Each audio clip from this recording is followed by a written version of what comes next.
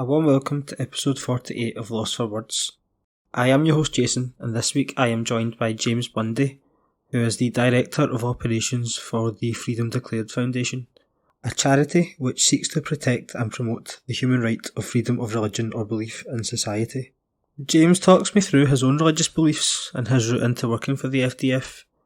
We touch on the relevance of religion in modern times and discuss the Scottish education system's continued use of denominational schools, before rounding up by summarising the general lie of the land in Scotland just now, whether that be in terms of politics, sectarianism, or both.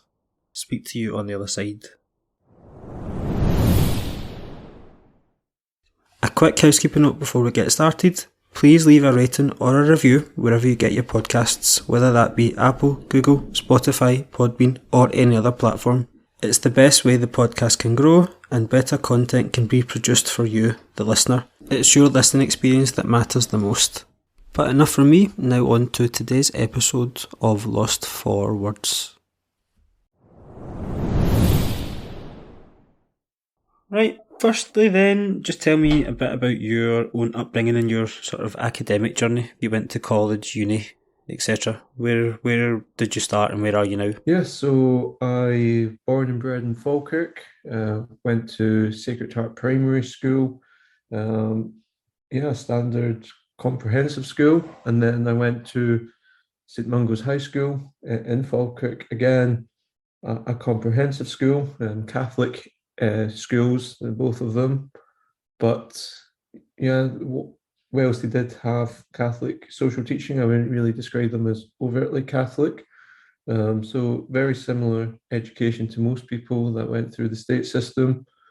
And yes, did my hires in 5th year, advanced hires in 6th year, and went to the University of St Andrews for economics and international relations. And that's where I really found myself and my passions. So I went to university thinking I'd be really interested in economics, graduated with much more of an interest in politics and international relations and in history.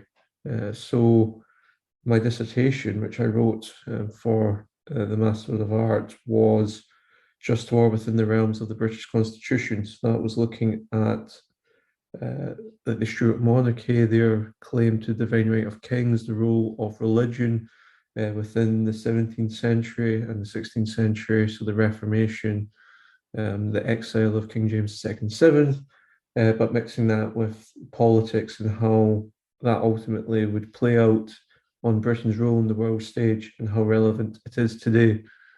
And yes, that was my academic background. And since then, I've always had an interest about the role of religion in society and the role that religion plays in Britain's constitution today, how there are things that still overlap from the 17th century, and even the personalities within that period of time, the monarchs, Oliver Cromwell, all of them are fascinating people, and I think it does it an injustice that we don't learn about these characters in school. So in my spare time, that's what I study for fun. Don't think many people would describe studying as fun, but I'm one of the few that do.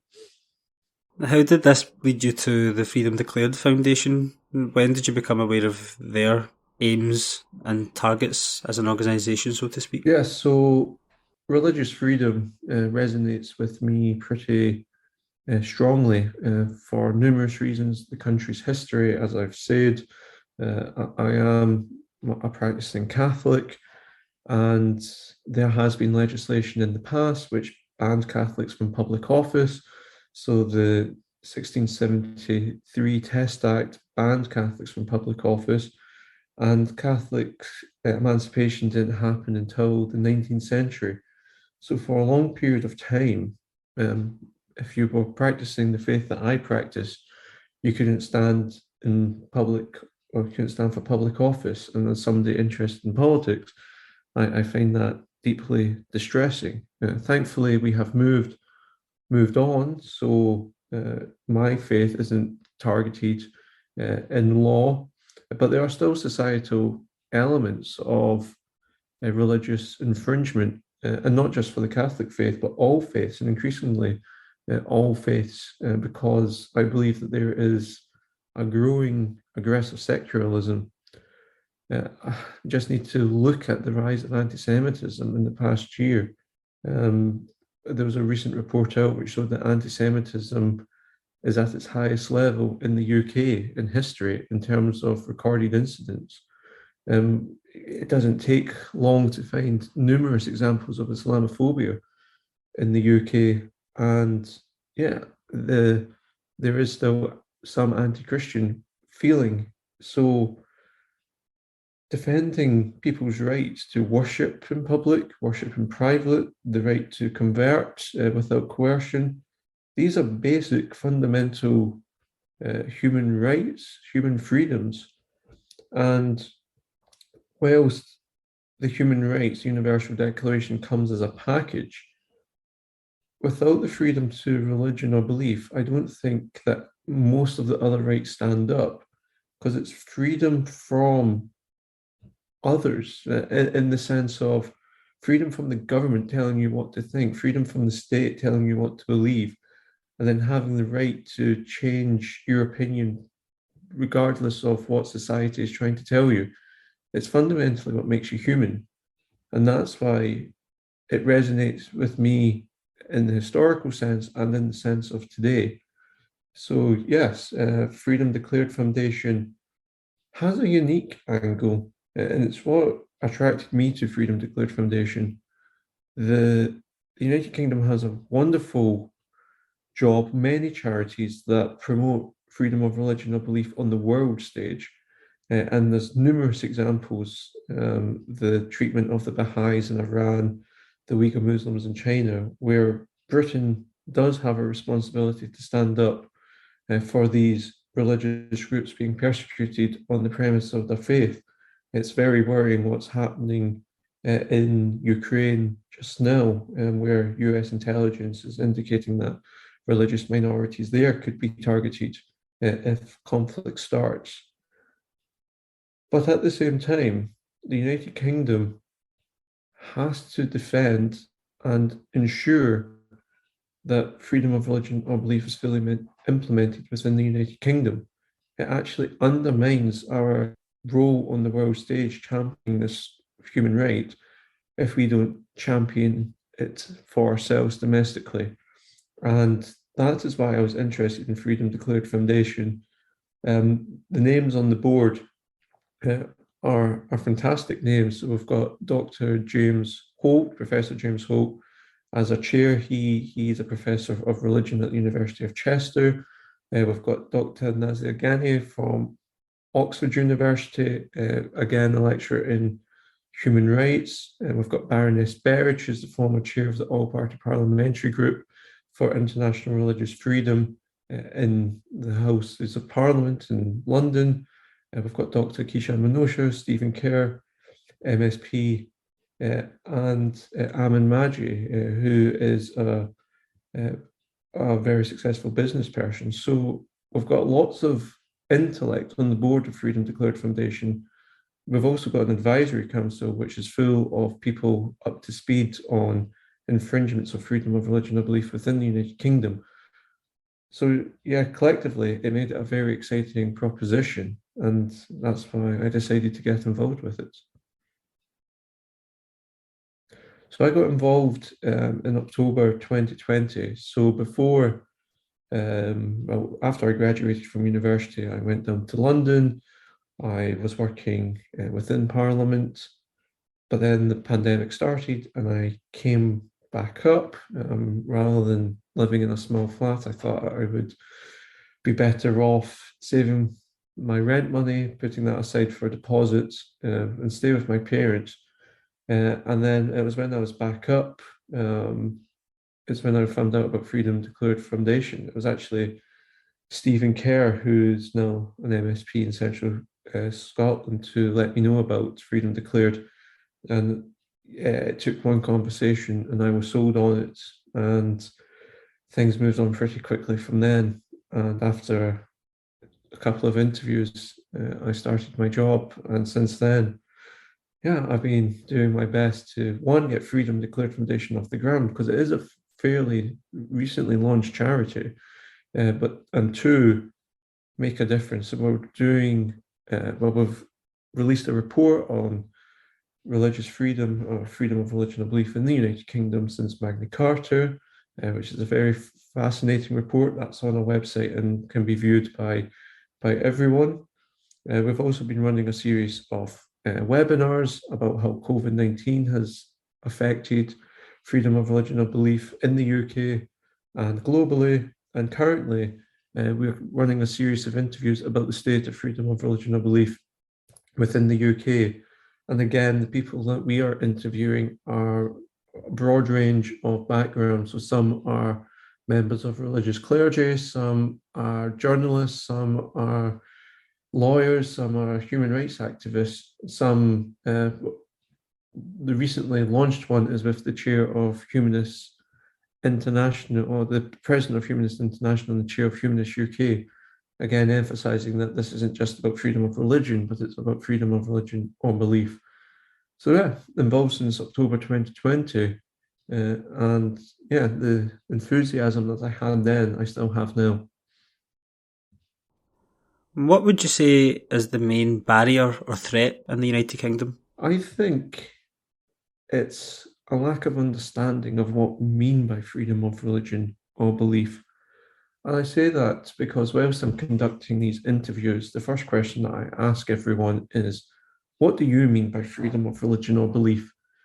And every answer I get is different, which is very interesting because we do have Article 18 of the United Nations Declaration of Human Rights and Article 9 of the European Convention of Human Rights, which lay out pretty clearly what we mean when, or what it means legally speaking when we talk about freedom of religion or belief. But people's individual interpretations of it are vastly different. And that is in itself is a problem, because if you do not have an agreed definition, then you can't really combat it as a society.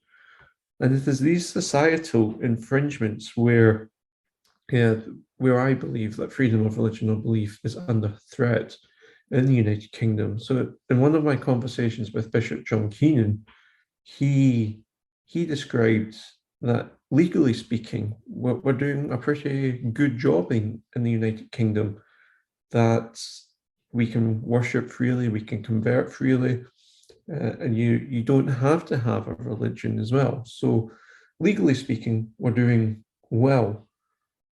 But society-wise, there is a creeping intolerance that is developing, where people in public life can't really bring their faith into public discourse.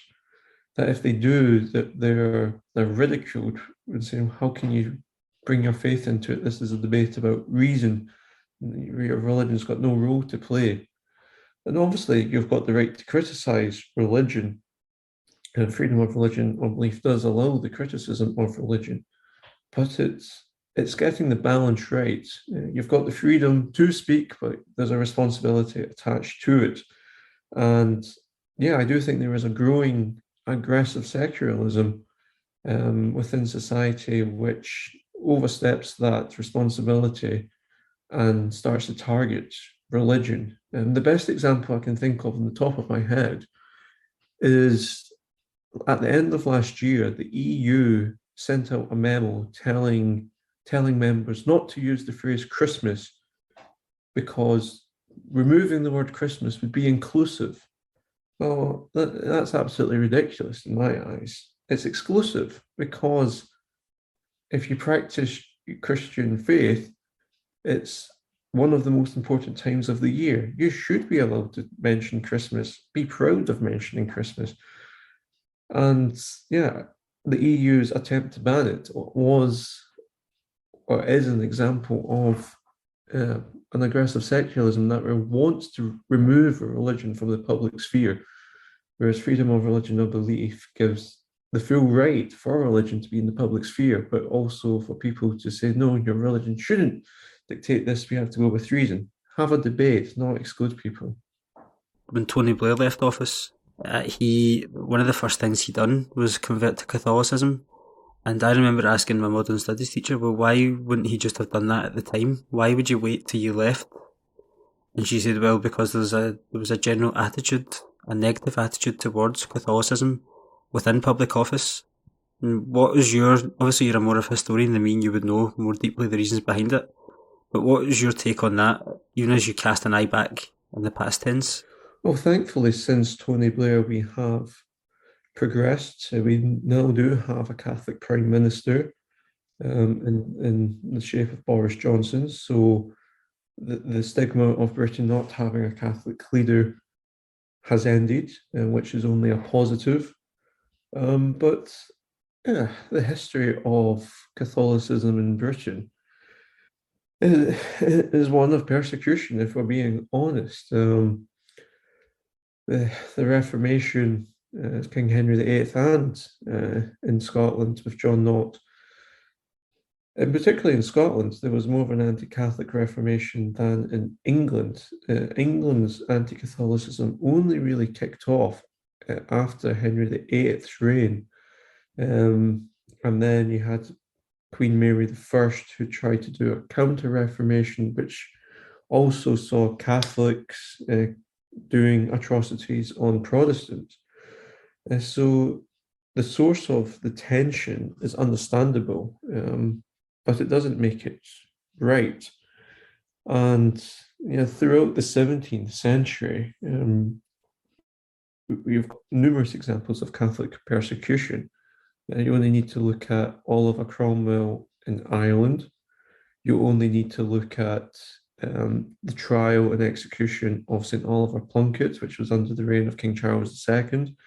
You only have to look at the exile of King James II and VII, who is Britain's last Catholic monarch. He was trying to introduce liberty of conscience for all, which is what freedom of religion or belief is. So James was quite an original thinker in this sphere, but he sparked discontent amongst the population, particularly amongst the Anglican population, because they feared that liberty of conscience for Catholic actually meant, and I quote, popery and arbitrary government. And because the Parliament was refusing James's attempt to introduce liberty of conscience, so then James used his royal prerogative, it kind of fed into this popery and arbitrary government rhetoric of a king saying, well, if Parliament doesn't do what I want, I'm going to do it myself, which is exactly what the Anglican community then were fearing. So James didn't handle it well, but it's this fear of, or it was the fear of popery and arbitrary government, which kind of sparked this whole feeling of anti-Catholicism in Britain. That feeling was widely sparked by the actions of Queen Mary I, Guy Fawkes with the gunpowder plot, and events in France with Louis XIV and his persecution of the Protestant minorities. So that combination, and that all of that was combined, and was combined with absolute monarchy. And that's why the British tradition of a parliamentary democracy has been closely associated with Protestantism. That's the history. Thankfully, we have moved on to the point where we do have a parliamentary democracy with a Catholic Prime Minister. And in terms of the Catholic faith, since the Reformation, I don't think we've been in a better place speaking to practice and live our faith in the United Kingdom. Now, obviously here in Scotland, our state schooling system is split into, you've got denominational and non-denominational schooling. Now, in the past, I think in 2016-17, the Green Party were one of the main proponents of potentially removing the Catholic schools, so the denominational schools. Where do you sit on that one? Would removing Catholic schools be an infringement on freedom of religion or belief, or would it be would it encourage it because it removes the one versus another type stigma that the proponents of that like to point to? Yeah, so this is a question where there's actually divide within different elements of the freedom of religion or belief debate about the impact it would have. So if you speak to a Catholic bishop, for example, he would say that freedom of religion or belief means the right to bring your child up within the teaching of the faith, and therefore Catholic schools are a necessary element of protecting Article 18 of the UN Declaration.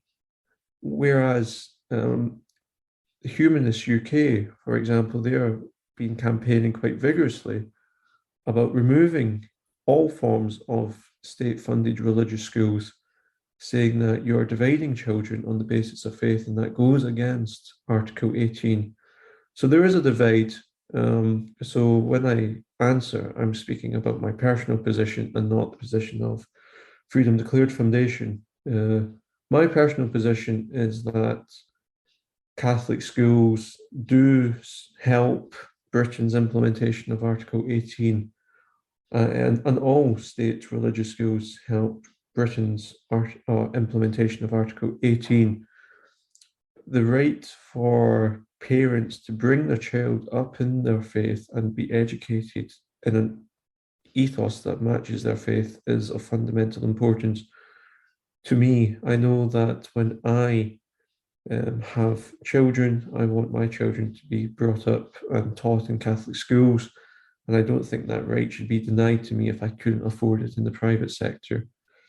So the state being in a position to provide Catholic education, in my belief, promotes diversity, and there's not one size fits all approach.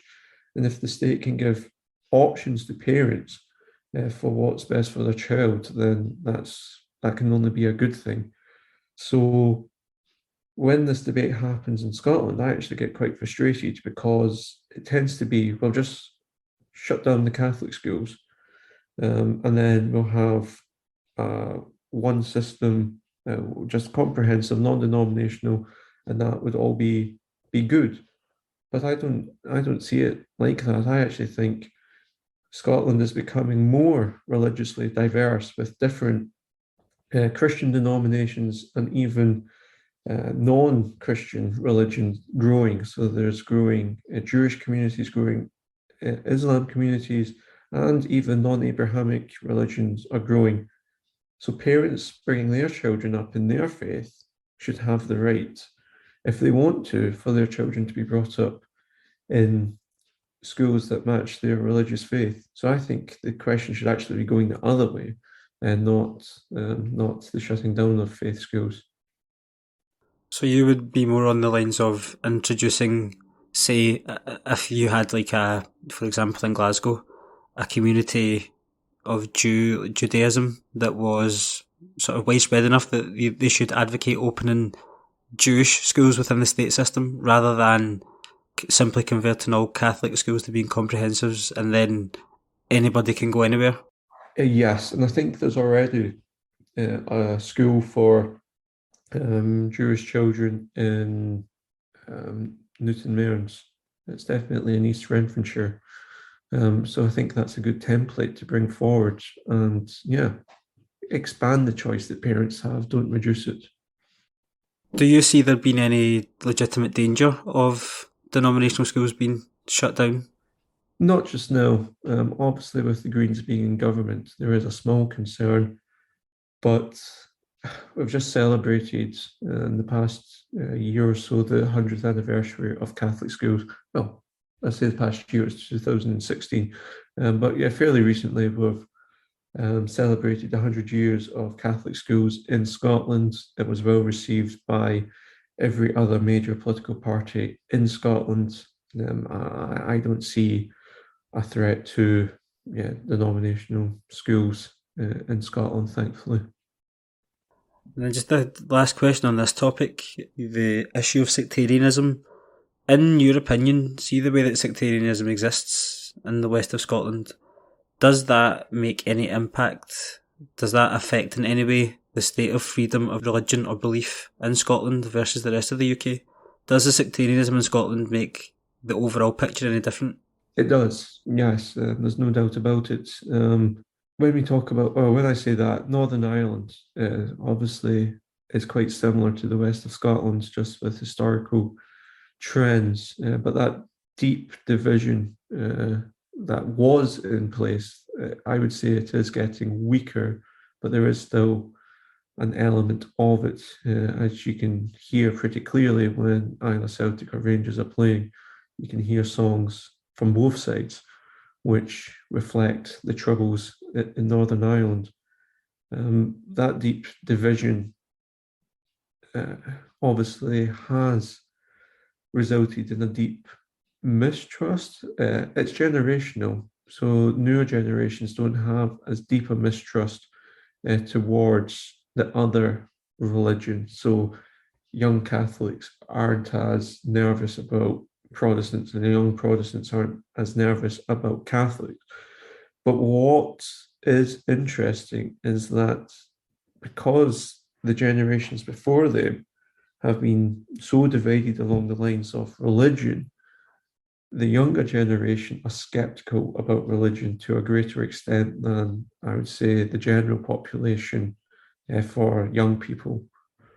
So that skepticism creates a new challenge for freedom of religion or belief because, as I said earlier, whilst you have the right to criticize religion, you can't just dismiss it out of hand. You can't target people because of their faith or say, oh, they have no right to be involved in political debate because they're religious. They can't bring their faith into politics. And I think that's increasingly happening because, yeah, well, it's increasingly happening in Northern Ireland and the Republic of Ireland, but that's for different reasons, and in the west of Scotland. And that's because the new generations who thankfully don't have the feelings of division and mistrust, but they do have the feeling of skepticism. So it's a new challenge which we don't face elsewhere in the UK. But yeah, so it is different, and history does shape events that we discuss today, and it's interesting the shape that the debate is taking in the different parts of the United Kingdom. The one thing that I would add, you mentioned about the west of Scotland and the sectarianism. I would like to mention there's a difference between Scotland and England and Wales and Northern Ireland. But so there's a difference between Scotland and the rest of the UK on how the Scottish government reacted to the COVID-19 pandemic when it came to freedom of religion or belief. The Scottish government are the only government in the United Kingdom to be found to have breached human rights legislation, and that was because of their closure of places of worship in the second lockdown. In the first lockdown, every government in the United Kingdom shut places of worship. Whilst I disagreed, because first of all, I believe that churches are absolutely essential, and that must extend to all places of worship. I do believe that places of worship by themselves would have decided to close down, and that would have been the sensible thing to do when we didn't know anything about COVID to begin with. But in the second lockdown, whilst there were restrictions in place, places of worship were still open in England, Wales, and Northern Ireland. In Scotland, however, they were closed. That was despite juries being allowed to continue in Scotland in adapted form with restrictions, and that was to defend their human rights. But places of worship were told to be closed. And thankfully, Canon Tom White and other religious leaders took the Scottish government to court and were victorious. And it meant that places of worship had to open immediately from that court judgment. But there's also further differences, and it actually relates to regulations that are in place today. In Scotland, you can go to a football game in Parkhead with 60,000 fans. You don't have to wear a face mask, despite being crowded with people you don't know, you've not met, you're not in a bubble of any sort with them, but you're sitting right next to them in a packed stadium, no face mask. You can go to a nightclub, no face mask. Go to a pub, no face mask. In a church, you have to wear a face mask by law. Why are places of worship being treated differently? In England, Wales, and Northern Ireland, to my knowledge, they're not getting treated differently. So why are places of worship different in Scotland? I don't know the answer to that question, and it's a question I hope somebody in the Scottish government will answer one day. As we move forward, or as you exist in the present tense and you're a political commentator, how does your alignment with FDF and your general take on freedom of religion or belief, does that in any way shape how you commentate on politics? Well, I think the underlying principles of why I got involved with Freedom Declared Foundation overlap to my politics, which is the right to freedom of religion or belief, as written in the UN Declaration, limits the power of government. By the very nature of the human right, it limits the power of government. And that is something that I strongly believe in a political sense. I believe in smaller government. I believe that government should take a step back and allow, to quote Edmund Burke, little platoons to set up and shape society. I believe individuals should have the right to choose where to work, where to study, where to live. I think we also have to then extend that to the family unit. I think families need to be protected by the state, incentives for families to stay together. Again, because I think the family unit is a natural barrier to state power. So that element of being motivated in my politics to limit the power of the state, but not in the way of a libertarian, that motivates how I see things in the world and how I comment on things. So yes, when I do political commentary, that element extends to or overextends from Freedom Declared to how I see and comment on things. But yeah, when I'm on the TV or on radio, I'm speaking for myself personally, unless I'm there as a spokesperson for Freedom Declared Foundation. But 99% of the time, it's me speaking on my behalf and as how I see things. Why are you a conservative? How did you form your political beliefs? Yes, a question that I've often been asked.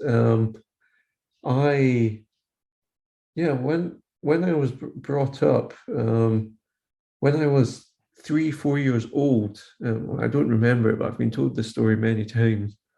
My language skills were not fully developed. So my English, I could hardly speak. I could say ma, da, and the basics, very, very basics. But my speaking skills were so far behind where I should have been in terms of development that the state basically tried to force my parents down a certain path in terms of my education. And I would have went down that path if it weren't for my parents and my extended family who gave my parents support. My parents fought for my right for an extra year for development.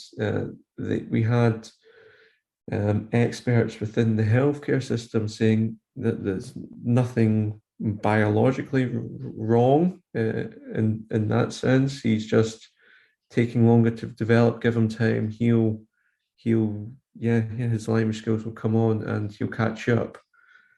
And yeah, they did, but it was only because of my parents and their ability to stand up to what the state was wanting them to do that I went down the career path that I've been to so far. If it weren't for my parents, I wouldn't have graduated from the best university in the UK. If it weren't for my parents, I wouldn't be a director of a charity in my 20s. If it weren't for my parents standing up to the state, I wouldn't have stood previously as a council candidate, and I wouldn't be standing again as a candidate. So whilst I don't know the full details of the story, because I don't remember it firsthand, I've been told this story by my parents and by people who were involved in it. It's what's made me the person that I am.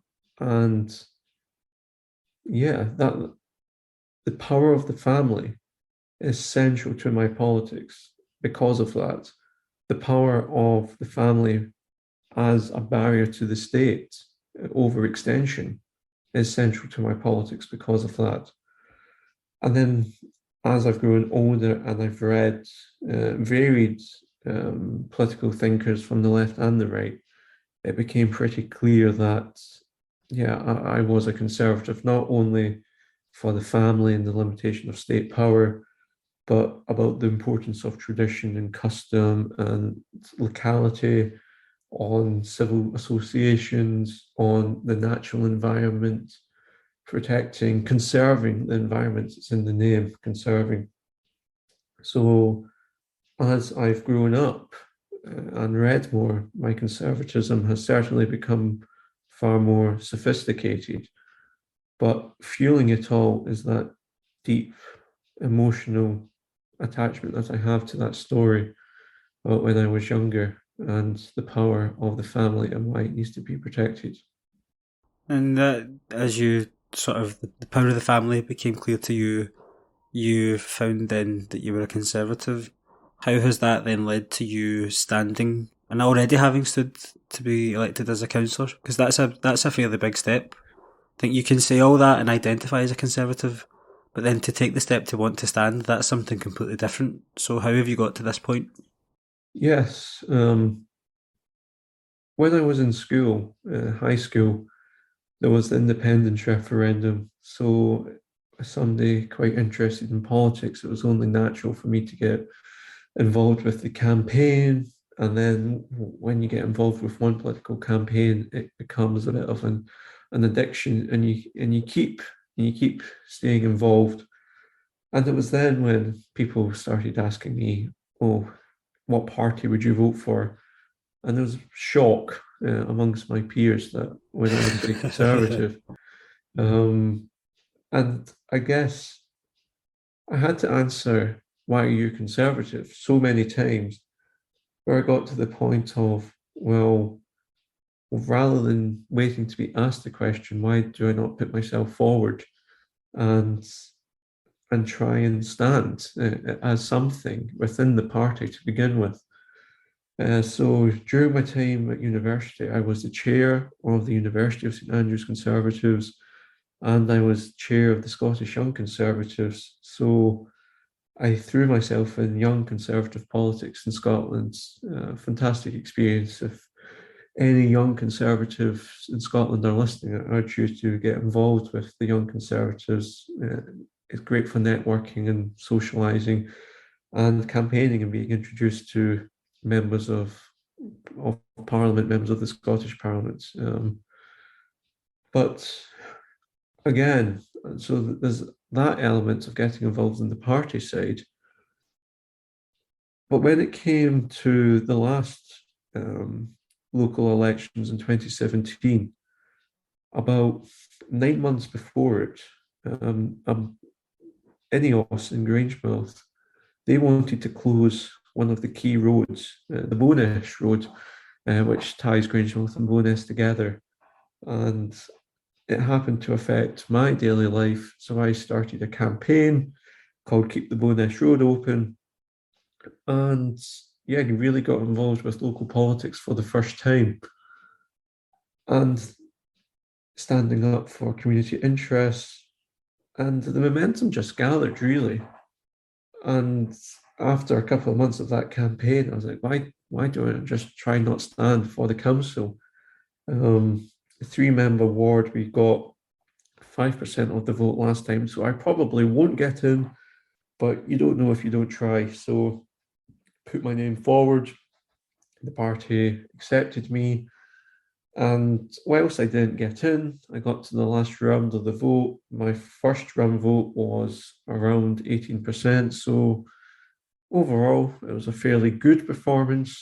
And yeah, whilst the Conservative notion of trying to be a Conservative was a motivating factor, by the end of the campaign, it was more about serving the local community. Again, I quote Edmund Burke, the little platoon of the people of Falkirk.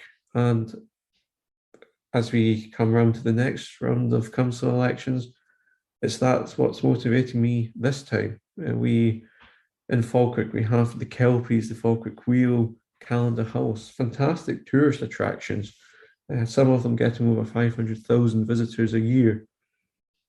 But they're not fully connected with each other, and they're not connected with the high street. And that I've got a deep sense that Falkirk's not fulfilling its potential because of this lack of connectivity. And it's a lack of good roads, it's a lack of parking, but it's also a lack of active travel. And we have the Union Canal in Falkirk celebrating its 200th anniversary this year. The Calendar Park, which is where Calendar House is situated. Why don't we have an active travel network that connects the Kelpies and the Helix Park to the Forth Valley College, to the retail park, to the High Street, to Calendar Park, to the canal, to the Falkirk Wheel? I think that would just bring the town together and the wider council area together in a way that promotes public health, in a way that promotes hanging out with friends, in a way that's good for business on the high street. And that's just one vision that I have, and the wider Falkirk Conservatives have about how to serve the people of Falkirk, and that's what it really is, serving the local people. And as somebody who has been brought up in Falkirk, it would be a privilege to serve the people of the town that I grew up in. And my last question is, just give me your take on where Scotland is today and how far away are we from being where you would like it to be? Scotland is very divided. It's been divided since, well, I was going to say 2014, but the divisions were there before that. My ideal Scotland would put those divisions aside. To begin with, we are so much stronger as a nation when we are united as divided. Scotland has a proud history, not a perfect history, as I've mentioned earlier about Catholic persecution. Obviously, the wrongs in the history go beyond that. But overall, we do have a proud history, and it's something that we should be celebrating, and something that it should become a reality in our everyday lives. We have great monuments like the Wallace Monument, Stirling Castle, Edinburgh Castle, but that only appears to be tourist sites, not sites that shape the lives of people in Falkirk. And I believe one of the first things that I would do if I ever got near government is ensure that a far wider and deeper range of Scottish history was taught in schools, allowing our past and the lessons that we have learned as a nation to shape who we are today. I think it's absolutely scandalous that we don't learn the 16th and 17th and 18th century in Scotland, in Scottish schools. And that's just one small element, but it's something that I'm quite passionate about. Another element that I would like to see Scotland go to is a far more localized approach to how we conduct things. Each town has its own customs, traditions, quirks, and only local people really know how best to defend them and preserve them, and occasionally update them as things progress. We should be giving local people, local communities far more say on how things are run in their lives. So I would love to see a great devolution of power from Holyrood to local councils. I would love to see greater forms of funding for local government. I would love to see some national taxes lowered and some form of local taxation. Yeah, a localized Scotland which celebrates tradition and custom in the local sphere while celebrating being Scottish and British and European and a world citizen on the bigger scale. That is my idea of Scotland. We're quite far away from it. We've got a very nationalist, centralising government. So it will, well, if I did get anyone near power, it would take many years to implement. But Scotland historically has been one of localism, one of tradition, mixed with a strong sense of debate, freedom of speech, and latterly freedom of religion or belief. And that is what makes Scotland what Scotland is, and that's what we should all be striving for. As an aside to finish, I don't know if I'll include this in the final edit, but how have you enjoyed being back at Celtic Park? How do you think Ange is doing? Well, I'm more than happy for this to be included in the interview. It's great. There's something about football and the unity that it brings. It's quite funny because being a Celtic fan and a conservative in the public light, there's not many people who tick those boxes in Scotland.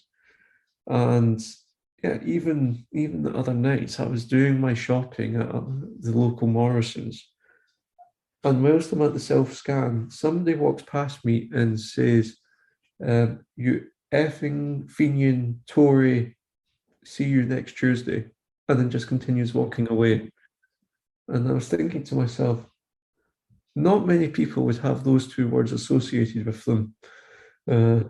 But there is a small irony because the word Tory derives from the Irish Toray, Toraigh, which means rebel. And it was given to the Irish rebels in the 1950s. And the Tory party grew from there. So it's funny how being a Tory, but then associated with an Irish Catholic club, is just seen as completely oxymoron, considering the history of the word. But that's a side point, which I do find some irony in. But being back at Celtic Park, yeah, there is a uniform, just a unity that it brings, and I was at the Glasgow Derby. Whilst for me as a Celtic fan, How good was the first goal? I can't remember anything like it. Just the roar. I think, yeah, just to see when you think of being shut out in the pandemic, I think that when that goes in, that's the feeling that was missing because I think there's a lot to be said for football, but I think in any walk of life, you forget your problems for that hour and 45 minutes that you're there. It all disappears, the outside world, and there's nowhere you would rather be. Yes, for me, the highlight for that game was the "You'll Never Walk Alone." When the game was kicking off with 60,000 fans singing it in unison.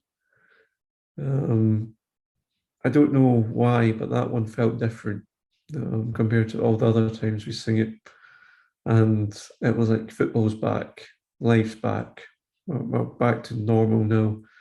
And whilst we do still have restrictions in place and the risk isn't over, it just felt that normality is returning.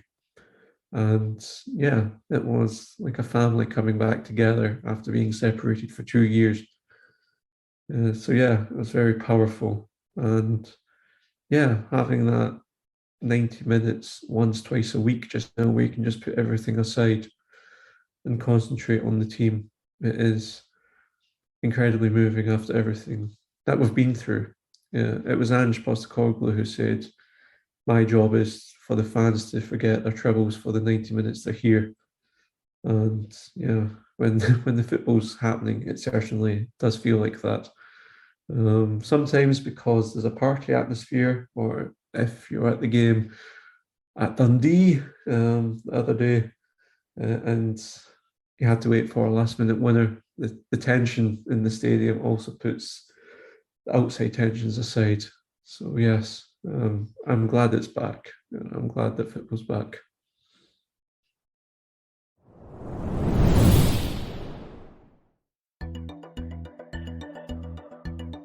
And that's a wrap. A massive thank you to this week's guest for coming on to the show.